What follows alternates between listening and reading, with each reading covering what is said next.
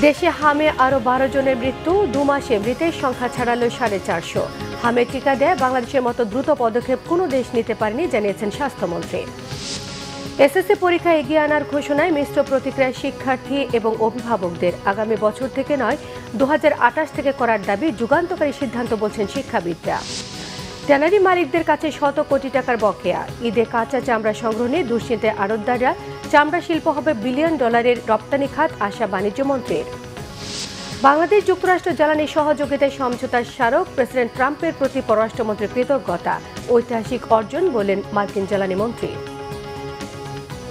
ইরানকে কোনো ধরনের সামরিক সহায়তা না দেওয়ার আশ্বাস দিয়েছে চীন। শি জিনপিং এর সঙ্গে বৈঠক শেষে জানালেন প্রেসিডেন্ট ডোনাল্ড ট্রাম্প।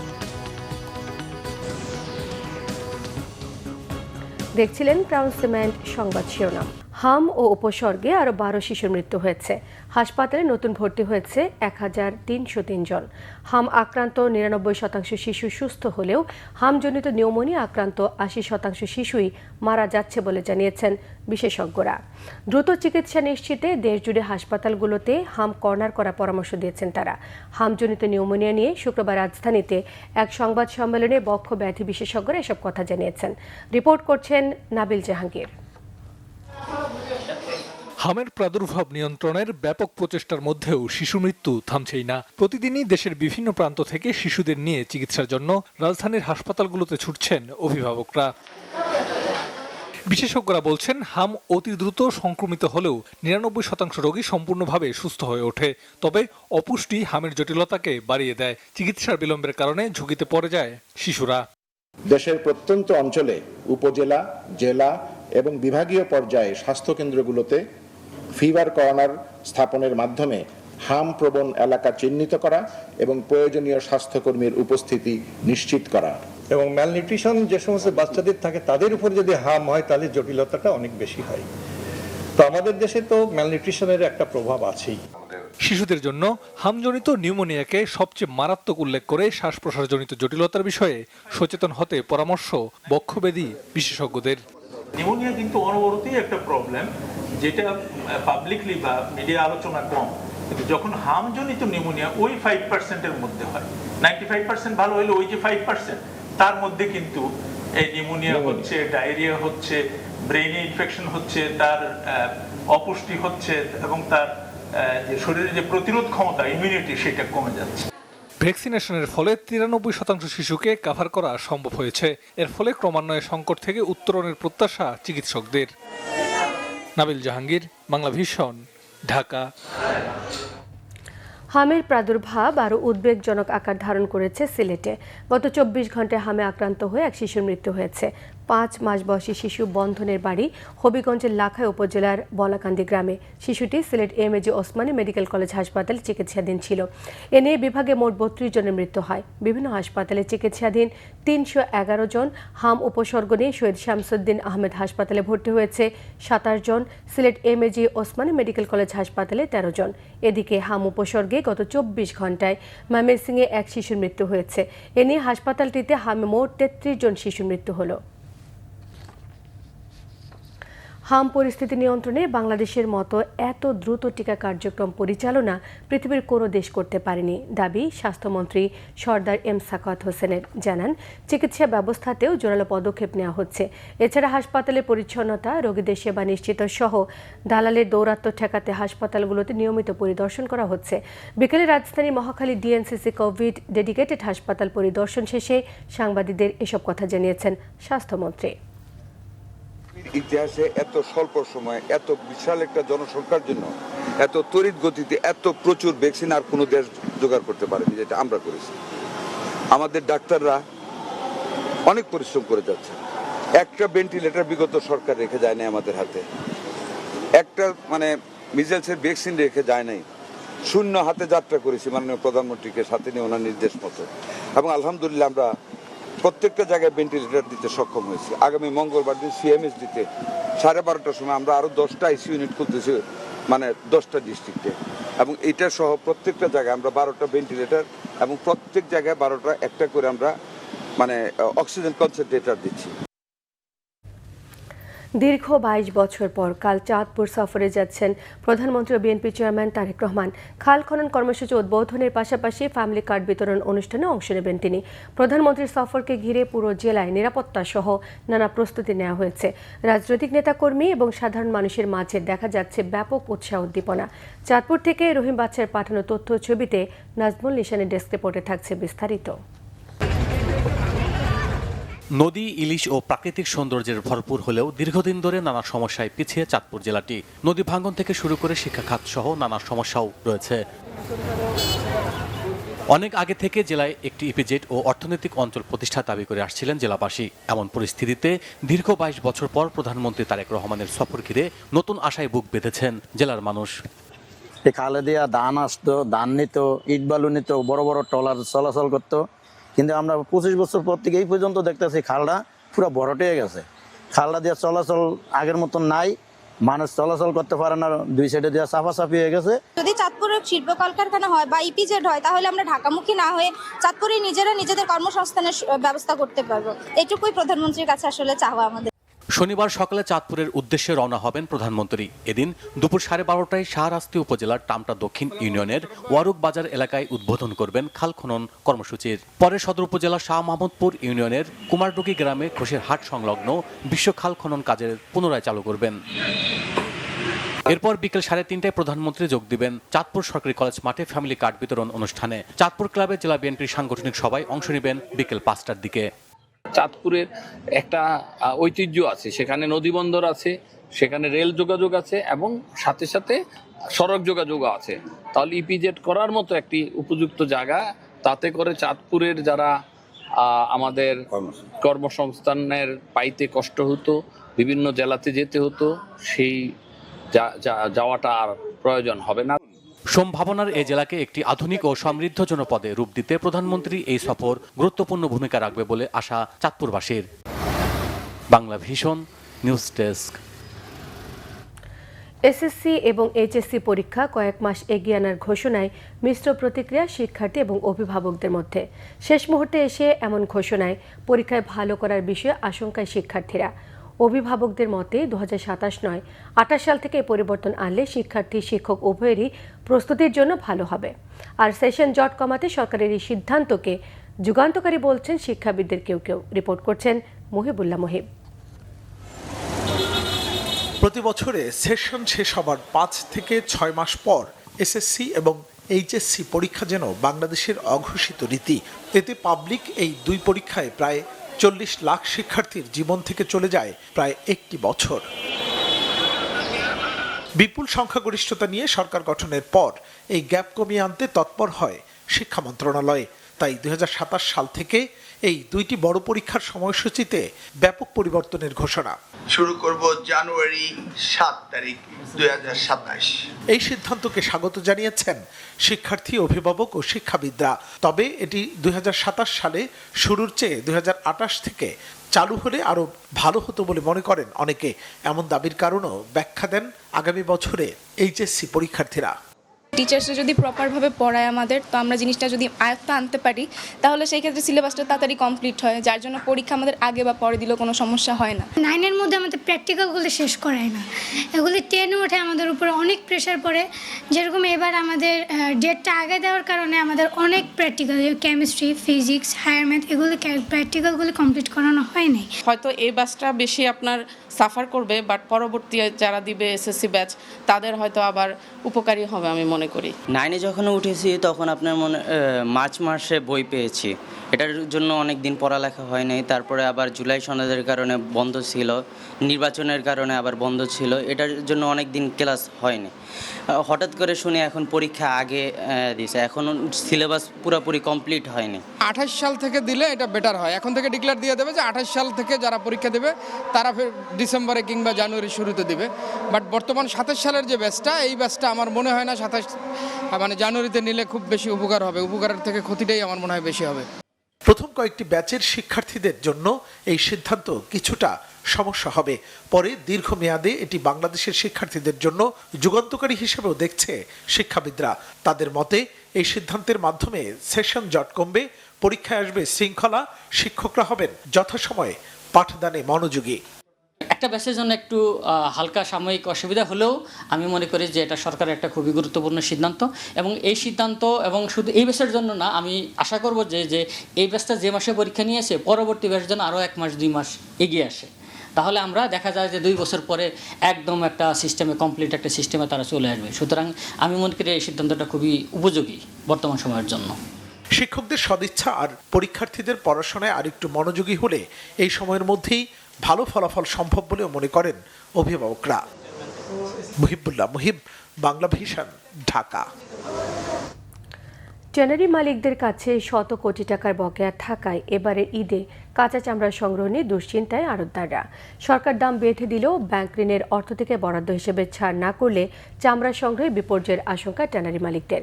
গরম আবহাওয়া এবং বৃষ্টির কারণে বিপুল পরিমাণ চামড়া নষ্টের আশঙ্কাও ভাবিয়ে তুলেছে ব্যবসায়ীদের। আরও জানাচ্ছেন জিয়াউল হক সবুজ।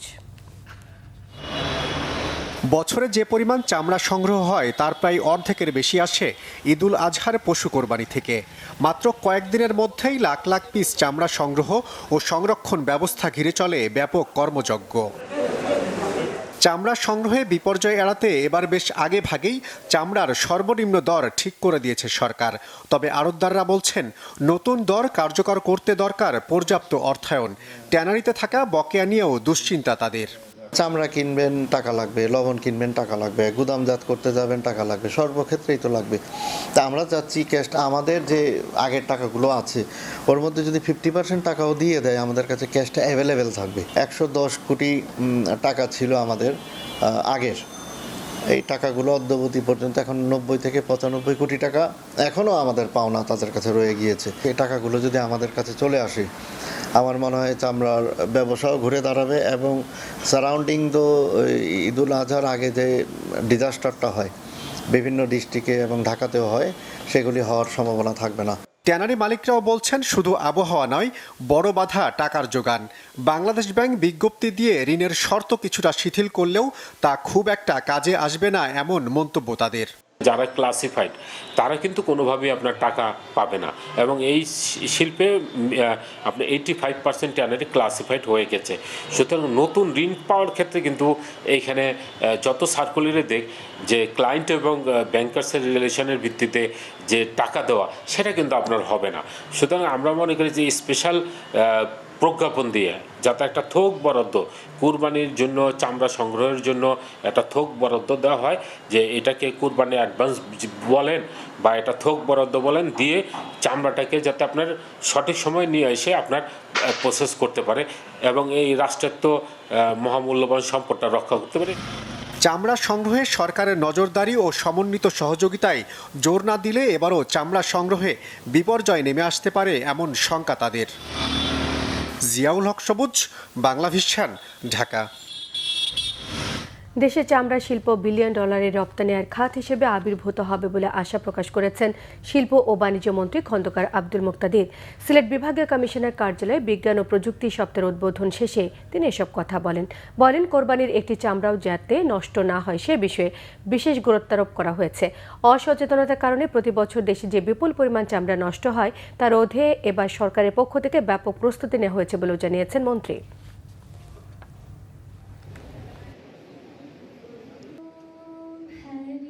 বাংলাদেশে চামড়া শিল্প বিলিয়ন ডলারের রপ্তানি আয়কারী খাত হিসাবে আবির্ভূত হবে। এটির দুর্বলতা যেই জায়গায় ছিল সেগুলি সারানোর উদ্যোগ আমরা নিচ্ছি, কিন্তু সেটা 2.5 মাসে সম্ভব না। চামড়া খাতকে সত্যিকারভাবে একটি সম্ভাবনাময় খাতে রূপান্তরের জন্য আপনার আমার সবার দায়িত্ব হচ্ছে এই সাময়িক সময়ে, আপৎকালীন সময়ে এক পিস চামড়াও যেন নষ্ট না হয়, যার যার জায়গা থেকে আমরা দায়িত্বশীল আচরণ করব। জাতি, ধর্ম, বর্ণের বৈচিত্র্যকে কেউ যাতে বিভাজনের হাতিয়ার হিসেবে ব্যবহার করতে না পারে সেজন্য সবাইকে সজাগ থাকার আহ্বান জানিয়েছেন তথ্য সম্প্রচার মন্ত্রী জহিরুদ্দিন স্বপন। পার্বত্য অঞ্চলে বিভিন্ন ক্ষুদ্র নৃগোষ্ঠীর ঐতিহ্যবাহী উৎসব বিজু, চাংরাই, বিশু এবং চাংক্রান উপলক্ষে রাজধানীতে অনুষ্ঠিত পুনর্মিলনী উৎসবে তিনি এসব আহ্বান জানিয়েছেন। তিনি বলেন, দেশের যে কোনো বর্ণ জাতির মানুষের সবচেয়ে বড় পরিচয় সে বাংলাদেশি। এই বৈচিত্র্যকে যারা বিভাজনের ক্ষেত্রে নিয়ে যেতে চান তারা দেশদ্রোহী। দেশবিরোধী শক্তি বরাবরই এই একতার মধ্যে বিভেদ তৈরির পায়তারা করছে বলেও জানিয়েছেন মন্ত্রী। রাজধানীর বেইলি রোডে পার্বত্য চট্টগ্রাম কমপ্লেক্সে আয়োজিত এই অনুষ্ঠানে অংশ নেন বিভিন্ন সম্প্রদায়ের মানুষেরা। পুনর্মিলনী উৎসবে নৃত্য, গান এবং ঐতিহ্যবাহী পরিবেশনার পাশাপাশি ছিল পার্বত্য অঞ্চলের বিভিন্ন সংস্কৃতির পরিচিতিমূলক আয়োজন। আয়োজকরা জানান, পারস্পরিক সম্প্রীতি এবং সংস্কৃতির বন্ধনকে আরও দৃঢ় করতে আগামীতে এই আয়োজন অব্যাহত থাকবে।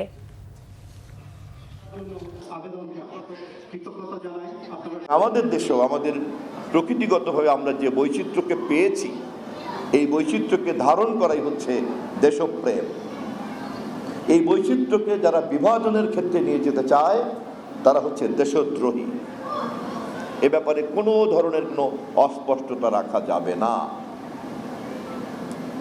যারা বৈচিত্র্যকে ধারণ করতে জানে না, যারা এখানে জোর করে বিভাজন তৈরি করতে চায়, আমরা ধরে নেব তারা দেশ বিরোধী।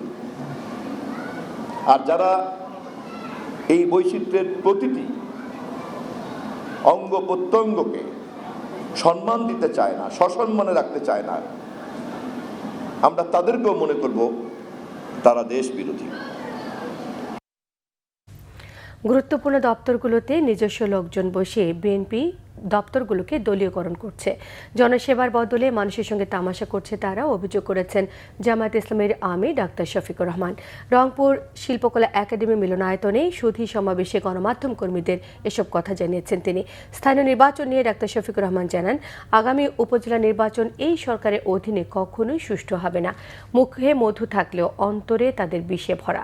বিশ্বের বিভিন্ন দেশে মুসলমানদের উপর অত্যাচারের বিষয়ে দুঃখ প্রকাশ করেছেন আমির। এর আগে রংপুর মডেল কলেজ মিলনায়তনের রংপুর দিনাজপুর অঞ্চলের জেলা, উপজেলা এবং থানা আমির সম্মেলনে যোগ দেন তিনি। নেতাদের উদ্দেশ্যে তিনি বলেন, জামায়াত এখন ক্ষমতার প্রতিদ্বন্দ্বী, যা কেউ কখনোই ভাবেনি। তাই এখন প্রত্যেককে সার্চ লাইট দিয়ে দেখা হচ্ছে। তারা গণভোটকে অগ্রাহ্য করেছে। তারা বাংলাদেশ ব্যাংকের গভর্নর পরিবর্তন করে অত্যন্ত দুর্বল বিতর্কিত একজন মানুষকে সেই সম্মানজনক জায়গায়, আমানতের জায়গায় বসিয়েছে। আপনারা দেখেছেন যে 42টা জেলায় তারা প্রশাসক নিয়োগ দিয়ে বসেছে। একটা ডেমোক্রেটিক প্রসেসে দেশ এখন আগাচ্ছে, এই সময় কেন প্রশাসক নিয়োগ দিতে হবে? দলীয় লোকদেরকে কেন দিতে হবে?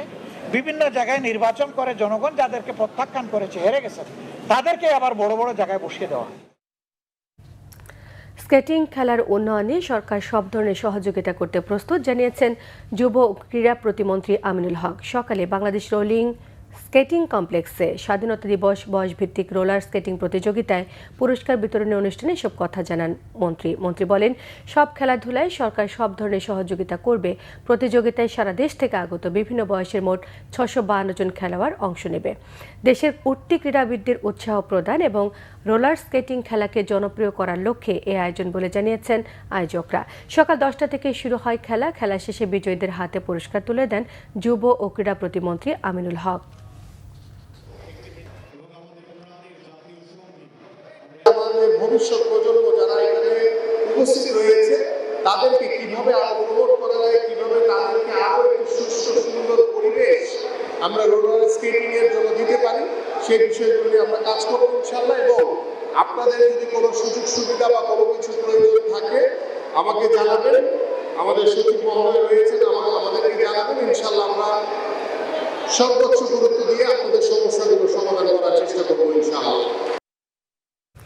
যুক্তরাষ্ট্রের সঙ্গে জ্বালানি খাতে কৌশলগত সহযোগিতার বিষয়ে সমঝোতার স্মারক MOU সই করেছে বাংলাদেশ। একে দুদেশের সম্পর্কের ক্ষেত্রে একটি ঐতিহাসিক অগ্রগতি হিসেবে উল্লেখ করেছেন যুক্তরাষ্ট্রের জ্বালানি মন্ত্রী ক্রিস রাইট। 14 মে ওয়াশিংটন ডিসিতে যুক্তরাষ্ট্রের জ্বালানি বিভাগের সমঝোতার স্মারক সই করেন যুক্তরাষ্ট্রের পক্ষে জ্বালানি মন্ত্রী ক্রিস রাইট আর বাংলাদেশের পক্ষে পররাষ্ট্রমন্ত্রী ডক্টর খলিলুর রহমান। এমন সময় এই সমঝোতার স্মারক সই হয়েছে যখন মধ্যপ্রাচ্যের সংঘাতের কারণে বাংলাদেশ সহ বিশ্বের অনেক দেশ জ্বালানি নিরাপত্তা নিশ্চিত করতে গিয়ে গুরুতর চ্যালেঞ্জের মুখে পড়ছে। এই সমঝোতার স্মারক দুদেশের সক্ষমতা বৃদ্ধি, জ্ঞান ও দক্ষতার আদান প্রদান আর তেল, গ্যাস, ভূতাপীয় শক্তি, জৈব শক্তির ওপর গবেষণার সুযোগ করে দেবে। এছাড়া এটি বাংলাদেশকে সাশ্রয়ী মূল্যে যুক্তরাষ্ট্রের LNG, LPG আর অন্যান্য জ্বালানি পণ্য আমদানিতে সহায়তা করবে।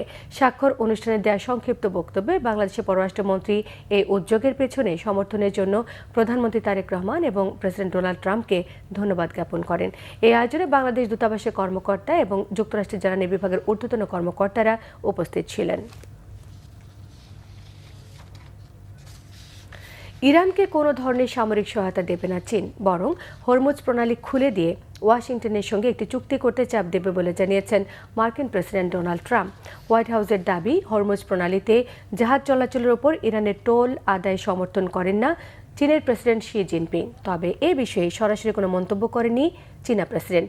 ইরান ইস্যুতে শি জিনপিং এর সঙ্গে বৈঠক হলেও এখনও সামরিক অভিযানের বিষয়টি বিবেচনায় রয়েছে বলে জানিয়েছেন ডোনাল্ড ট্রাম্প। সঞ্জিদা ইসলাম তন্নির ডেস্ক রিপোর্ট। মার্কিন প্রেসিডেন্ট ডোনাল্ড ট্রাম্প ও চীনা প্রেসিডেন্ট শি জিনপিং এর দ্বিতীয় দিনের বৈঠকের মূল বিষয় ছিল ইরান যুদ্ধ। ইরান যুদ্ধে জয় পেতে বেইজিং এর সহায়তার কোনো প্রয়োজন নেই দাবি করা ডোনাল্ড ট্রাম্প এদিনের বৈঠকে শান্তি চুক্তিতে রাজি হতে ইরানের ওপর চাপ সৃষ্টি করতে অনুরোধ করেন শি জিনপিংকে। বৈঠক শেষে ডোনাল্ড ট্রাম্পের দাবি, ইরানকে কোনো ধরনের সামরিক সহায়তা না দেওয়ার প্রতিশ্রুতি দিয়েছে চীন, যদিও এ বিষয়ে কোনো মন্তব্য করেনি বেইজিং। আর দুই নেতা বাণিজ্যিক সম্পর্ক উন্নত করার পাল্টা আশ্বাস দিলেও কোনো আনুষ্ঠানিক চুক্তি হয়নি। তবে কি এক প্রকার খালি হাতেই ফিরে গেলেন ডোনাল্ড ট্রাম্প? ইরান ইস্যুতে বরাবরের মতো এবারও আজগুবি মিথ্যা দাবি করছেন মার্কিন প্রেসিডেন্ট। চীন কি কখনো মিত্র ইরানের বিরুদ্ধে গিয়ে যুক্তরাষ্ট্রের পক্ষে দাঁড়াবে? চীনে 2 দিনের রাষ্ট্রীয় সফর শেষে যুক্তরাষ্ট্রে ফিরে যাওয়ার আগে একাধিক বক্তব্যে শি জিনপিং এর সাথে অত্যন্ত সফল বৈঠক হয়েছে বলে দাবি করেছেন ডোনাল্ড ট্রাম্প। যুক্তরাষ্ট্র ও চীনের মধ্যে বর্তমানে শক্তিশালী বন্ধুত্বপূর্ণ সম্পর্ক ভবিষ্যতে আরও সমৃদ্ধ হবে আশাবাদী ট্রাম্প জানিয়েছেন, ইরান যুদ্ধ শেষ করার বিষয়েও চীনা প্রেসিডেন্ট তার সাথে একমত। চীনও চায় হরমুজ প্রণালী খুলে দেওয়া হোক। অঞ্চলটিতে চলাচলকারী জাহাজগুলো থেকে টোল আদায়ের বিষয়টি প্রেসিডেন্ট শি সমর্থন করেন না। তিনি চান ইরান আমাদের সাথে একটা চুক্তি করুক এবং সে বিষয়ে তিনি সাহায্য করার প্রতিশ্রুতিও দিয়েছেন। মার্কিন প্রেসিডেন্টের সাথে বৈঠকে দুই দেশের মধ্যে পারস্পরিক সহযোগিতামূলক সম্পর্ক মজবুত হয়েছে বলে স্বীকার করেছেন প্রেসিডেন্ট শি জিনপিং। জানিয়েছেন, বাণিজ্যিক সম্পর্কের বেশ কিছু বিষয়ে তারা একমত হয়েছেন। দুই দেশের বন্ধুত্ব ভবিষ্যতে আরও দৃঢ় হতে পারে বলেও মনে করেন। তবে হরমুজ প্রণালী খুলে দেয়া বা ইরান যুদ্ধ শেষ করার বিষয়ে প্রেসিডেন্ট ট্রাম্পের কোনো দাবি নিয়েই মুখ খোলেননি শি। এতে বিশ্লেষকদের মতে ইরানকে চাপে ফেলার যে উদ্দেশ্য নিয়ে চীন সফরে গিয়েছিলেন ডোনাল্ড ট্রাম্প তা পুরোপুরি ব্যর্থ হয়েছে। বৈঠকে বিভিন্ন বিষয়ের পাশাপাশি তাইওয়ান ইস্যুতেও আলোচনা হয়েছে দুই নেতার মধ্যে। তাইওয়ানকে সমর্থন দিলে যুক্তরাষ্ট্রের সাথে বন্ধুত্বপূর্ণ সম্পর্কের অবনতি হওয়ার পাশাপাশি সংঘাতে জড়িয়ে পড়ার সতর্কবার্তা আগেই দিয়েছিলেন চীনের প্রেসিডেন্ট শি জিনপিং। তবে এ বিষয়ে যুক্তরাষ্ট্র নিজের অবস্থান পাল্টাতে নারাজ। আর ওয়াশিংটনের এমন সিদ্ধান্তে কৃতজ্ঞতা জানিয়ে একটি বিবৃতি দিয়েছে তাইওয়ান। যুক্তরাষ্ট্রের তাইওয়ানের প্রতি সমর্থনের বিষয়ে অনড় অবস্থানের কারণে চীন যুক্তরাষ্ট্রের বন্ধুত্বপূর্ণ সম্পর্ক কোন দিকে মোড় নেয় সেটাই এখন দেখার বিষয়।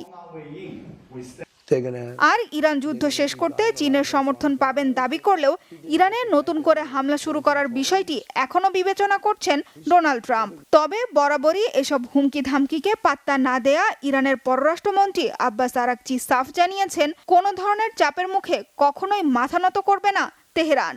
ভারতে ব্রিক্স সম্মেলনে ইরানের ওপর যুক্তরাষ্ট্র ইসরায়েলের যুদ্ধকে আন্তর্জাতিক আইনের লঙ্ঘন হিসেবে নিন্দা জানাতে ব্রিক্স সদস্য দেশগুলোকে আহ্বানও জানিয়েছেন আরাকচি। সঞ্জিদা ইসলাম তন্নি, বাংলা ভিশন নিউজ ডেস্ক। এবার রাজধানী ঢাকার দক্ষিণ সিটিতে মোট 11টি কোরবানির পশুর হাট বসবে বলে জানিয়েছেন ঢাকা দক্ষিণ সিটি কর্পোরেশনের প্রশাসক আব্দুস সালাম। শুক্রবার বিকেলে রাজধানীর গুলিস্তানে সরকারি কর্মচারী হাসপাতাল সংলগ্ন মোড়ে শাহবাগ থানা বিএনপি আয়োজিত বৃক্ষরোপণ কর্মসূচির উদ্বোধন করে এসব কথা বলেন তিনি বলেন, এবার কোনো মহাসড়কে পশুর হাট বসবে না। এর মধ্যে হাটগুলোর ইজারা সম্পন্ন হয়েছে বলেও তিনি জানান। বলেন, বিরোধী দল কোনো ইস্যু না পেয়ে জুলাই সনদ দিয়ে পানি ঘোলা করার চেষ্টা চালাচ্ছে। এ সময় দীর্ঘ 17 বছর যারা ত্যাগ স্বীকার করেছেন তাদের বিশেষভাবে ধন্যবাদ জ্ঞাপন করেন ঢাকা দক্ষিণ সিটি কর্পোরেশনের প্রশাসক আব্দুস সালাম। বর্তমান সরকার পুরাতন বন্দোবস্ত থেকে বেরিয়ে জনপ্রত্যাশিত আইন ও বিচার ব্যবস্থা গঠন করবে বলে আশাবাদ ব্যক্ত করেছেন বিপ্লবী ওয়ার্কার্স পার্টির সাধারণ সম্পাদক সাইফুল হক। বিএনপি বিরোধী দল থাকা অবস্থায় যেমন আইন ব্যবস্থার স্বপ্ন দেখত, এখন সেটি পূরণের সময়। বিকেলে রাজধানী সেগুনবাগিচায় গণতান্ত্রিক আইনজীবী সংহতির প্রতিনিধি সভায় এসব কথা বলেছেন তিনি। কাগজে কলমে আইনের চোখে সবাই সমান হলেও বাস্তবে সবাই সমান নয়। ধনী এবং ক্ষমতাসীনদের সুবিধার্থে আইন বাস্তবায়ন করা হয় বলে মন্তব্য করেছেন সাইফুল হক। বিগত অন্তর্বর্তী সরকারের বিচার ব্যবস্থার কথা তুলে ধরে তিনি জানান, তখনও সরকারের ঘাড়ে ফ্যাসিস্টের ভূত চেপেছিল। সরকারের অনুমতি ছাড়া কোনো রায় ঘোষণা করতে পারেনি আদালত। এমনকি সর্বোচ্চ আদালতে মব সন্ত্রাসীর মতো বিষয়ও দেখেছে দেশের মানুষ। সাইফুল হক জানান, ফ্যাসিস্ট সরকার গণতন্ত্রের নামে গণতন্ত্রকে হত্যা করেছে, আইনের বিচারের নামে গুম খুন করেছে। বর্তমান সরকার জনগণের স্বার্থে আইনের শাসন প্রতিষ্ঠা করবে। নিত্যপণ্যের দাম নিয়ে আবারও অস্থিরতা কাঁচা বাজারে। সপ্তাহের ব্যবধানে বেড়েছে বেশিরভাগ সবজির দাম। বিক্রেতারা জানান, সরবরাহ কম আর পাইকারি বাজারে বাড়তি দামের কারণে খুচরা বাজারেও বাড়ছে দাম। বেগুন, করলা, পেঁপে, বরবটি, শসা, কাঁচামরিচ সহ সব সবজির কেজি ৮০ টাকার বেশি। এতে হিমশিম অবস্থা সাধারণ মানুষের। ক্রেতাদের অভিযোগ, কয়েকদিন পরই নতুন অজুহাতে বাড়ছে দাম। নতুন করে অস্থির হয়ে উঠছে ডিমের বাজার। লাল ডিমের হালি বিক্রি হচ্ছে ৪৮ টাকায়, সাদা ডিম ৪৪ টাকায়। কোথাও কোথাও ডজন প্রতি দাম উঠেছে ১৪০ থেকে ১৫০ টাকা পর্যন্ত। খুচরা বিক্রেতারা বলছেন, কোরবানির ঈদকে সামনে রেখে ডিমের চাহিদা কমতে পারে এমন আশঙ্কা থেকে আগে ভাগের দাম বাড়িয়েছে একটি সিন্ডিকেট। স্বস্তি নেই ভোজ্য তেলের বাজারেও, কিছুটা স্বস্তি ব্রয়লার এবং সোনালী মুরগির বাজারে। নতুন চাল বাজারে আসায় দাম কিছুটা কমেছে।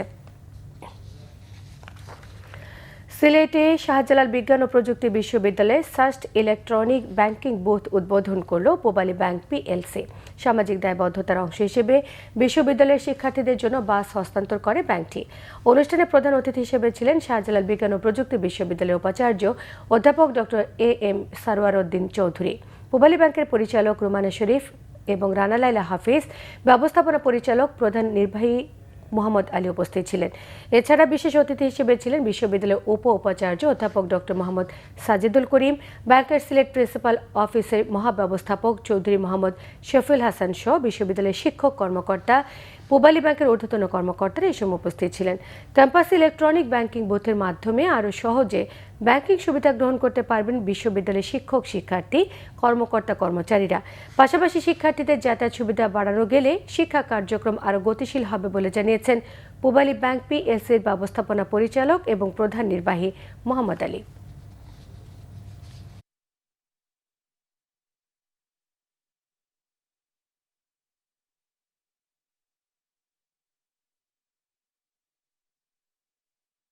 সংবাদ শেষ করব ক্রাউন সিমেন্ট শিরোনামগুলো আরও একবার জানিয়ে দিয়ে। দেশে হামে আরও ১২ জনের মৃত্যু, ২ মাসে মৃতের সংখ্যা ছাড়ালো ৪৫০। হামের টিকা দেয় বাংলাদেশের মতো দ্রুত পদক্ষেপ কোনো দেশ নিতে পারেনি জানিয়েছেন স্বাস্থ্যমন্ত্রী। এসএসসি পরীক্ষা এগিয়ে আনার ঘোষণায় মিশ্র প্রতিক্রিয়া শিক্ষার্থী এবং অভিভাবকদের। আগামী বছর থেকে নয়, ২০২৮ থেকে করার দাবি যুগান্তকারী সিদ্ধান্ত বলছেন শিক্ষাবিদরা। ট্যানারি মালিকদের কাছে শত কোটি টাকার বকেয়া, ঈদে কাঁচা চামড়া সংগ্রহ নিয়ে দুশ্চিন্তায় আড়তদাররা। চামড়া শিল্প হবে বিলিয়ন ডলারের রপ্তানি খাত, আশা বাণিজ্য মন্ত্রী। বাংলাদেশ যুক্তরাষ্ট্র জ্বালানি সহযোগিতায় সমঝোতা স্মারক, প্রেসিডেন্ট ট্রাম্পের প্রতি পররাষ্ট্রমন্ত্রীর কৃতজ্ঞতা, ঐতিহাসিক অর্জন বললেন মার্কিন জ্বালানি মন্ত্রী। ইরানকে কোনো ধরনের সামরিক সহায়তা না দেওয়ার আশ্বাস দিয়েছে চীন। শি জিনপিং এর সঙ্গে বৈঠক শেষে জানিয়েছেন প্রেসিডেন্ট ডোনাল্ড ট্রাম্প।